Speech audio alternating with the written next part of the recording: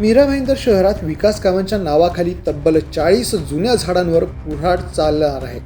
महापालिकेच्या उद्यान आणि वृक्ष प्राधिकरण विभागानं या संदर्भात सार्वजनिक नोटीस प्रसिद्ध केली असून नागरिकांना 4 ऑगस्टपर्यंत हरकती आणि सूचना नोंदवण्याचं आवाहन करण्यात आलंय.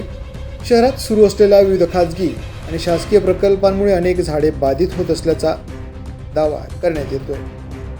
इमारतींचं बांधकाम, रस्त्यांचं रुंदीकरण आणि इतर विकास कामांच्या आड येणारी झाडे मुळासह काढण्याचा प्रस्ताव महापालिकेसमोर ठेवण्यात आला. या प्रस्तावामध्ये बदाम, जांभूळ, पिंपळ, अशोक, सुबाबूळ, कांचन आणि गुलमोहर यांसारख्या विविध वृक्षांचा समावेश आहे.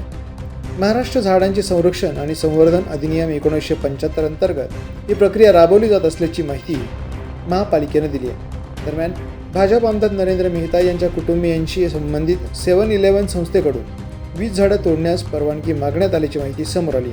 भाईंदरमधील काही भूखंडांवरील झाडे हटवण्यासाठी महापालिकेनं सार्वजनिक सूचना जारी केली. मात्र गेल्या काही वर्षांत विकास कामांच्या नावाखाली हजारो झाडांची कत्तल झाल्याचा आरोप पर्यावरण प्रेमींनी केला. त्यामुळे आता या प्रस्तावावर नागरिक काय भूमिका घेतात याकडे सर्वांचं लक्ष लागलं आहे.